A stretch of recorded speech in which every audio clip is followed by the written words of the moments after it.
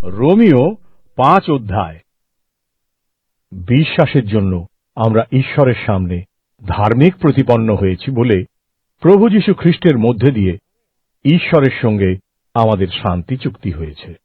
খ্রিস্টের জন্যই আমরা বিশ্বাসের দ্বারা ঈশ্বরের অনুগ্রহ প্রাপ্ত হয়েছি এবং দাঁড়িয়ে আছি।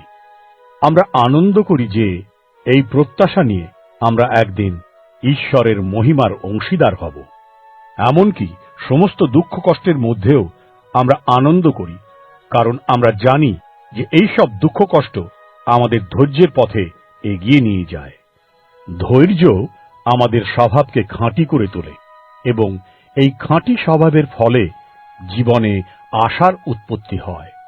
এই প্রত্যাশা কখনোই আমাদের নিরাশ করে না, কারণ পবিত্র আত্মার মাধ্যমে ঈশ্বরের ভালোবাসা আমাদের অন্তরে ঢেলে দেওয়া হয়েছে।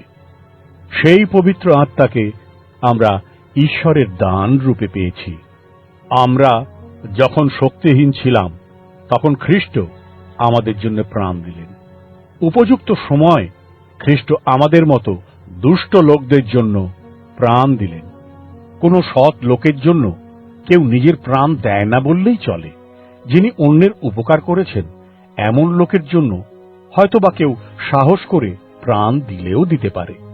কিন্তু আমরা যখন পাপী ছিলাম, খ্রিস্ট তখনও আমাদের জন্য প্রাণ দিলেন, আর এইভাবে ঈশ্বর দেখালেন যে তিনি আমাদের ভালোবাসেন। ঈশ্বর খ্রিস্টের রক্তের মাধ্যমে আমাদের ধার্মিক প্রতিপন্ন করেছেন। তবে এই সত্যটি আরো কত সুনিশ্চিত যে খ্রিস্টের মাধ্যমে আমরা ঈশ্বরের ক্রোধ থেকে রক্ষা পাব। আমরা যখন তাঁর শত্রু ছিলাম তখন যদি ঈশ্বর তাঁর পুত্রের মৃত্যুর মাধ্যমে তাঁর সঙ্গে আমাদের মিলন করিয়ে নিলেন, তাহলে মিলনের পরে এটা আরো কত নিশ্চিত যে আমরা এখন তাঁর পুত্রের জীবনের মাধ্যমে উদ্ধার পাব। শুধু যে উদ্ধার পাব তা নয়, এখন আমরা ঈশ্বরে আনন্দ করি। আমরা আমাদের প্রভু যীশু খ্রিস্টের মাধ্যমে সেই আনন্দ পেয়েছি, যার মাধ্যমে আমরা এখন ঈশ্বরের মিত্রে পরিণত হয়েছি। একজনের মধ্যে দিয়ে যেমন পৃথিবীতে পাপ এসেছিল, তেমনি পাপের সাথে এসেছে মৃত্যু। সকল মানুষ পাপ করেছে, আর পাপ করার জন্যই সকলের কাছে মৃত্যু এলো। মোশির বিধি ব্যবস্থা আসার আগে জগতে পাপ ছিল। অবশ্য তখন বিধি ব্যবস্থা ছিল না বলে ঈশ্বর লোকদের পাপ গণ্য করতেন না। কিন্তু আদমের সময় থেকে মোশির সময় পর্যন্ত মৃত্যু সমানে রাজত্ব করছিল। ঈশ্বরের আদেশ অমান্য করার দরুন আদম পাপ করেছিলেন, কিন্তু যারা আদমকে দেওয়া ওইসব আদেশ লঙ্ঘন করে পাপ করেনি, মৃত্যু তাদের উপরেও রাজত্ব করছিল। আসলে যিনি আসছিলেন আদম ছিলেন তাঁর প্রতিরূপ।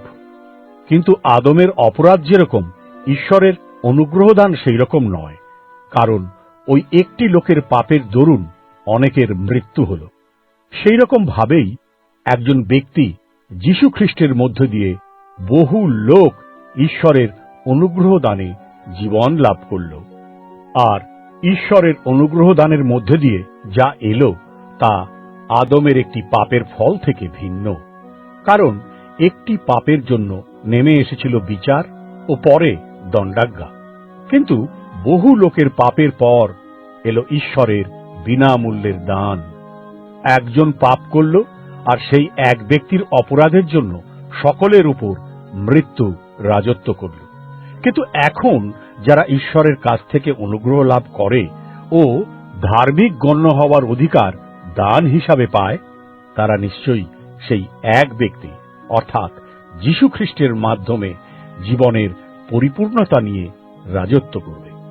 তাই আদমের একটি পাপ যেমন সকলের উপরে মৃত্যুদণ্ড নিয়ে এলো, সেই একইভাবে খ্রিস্টের একটি ন্যায় কাজের মধ্য দিয়ে তাঁর দ্বারা সকলেই ঈশ্বরের সাক্ষাতে ধার্মিক প্রতিপন্ন হয়েছে, আর তার ফলে তারা প্রকৃত জীবনের অধিকারী হয়েছে।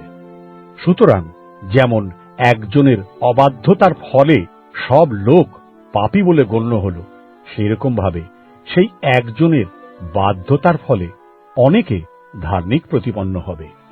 বিধি ব্যবস্থা দেওয়া হয়েছিল যাতে পাপ বৃদ্ধি পায়, কিন্তু যেখানে পাপের বাহুল্য হল সেখানে ঈশ্বরের অনুগ্রহ আরো উপচে পড়ল।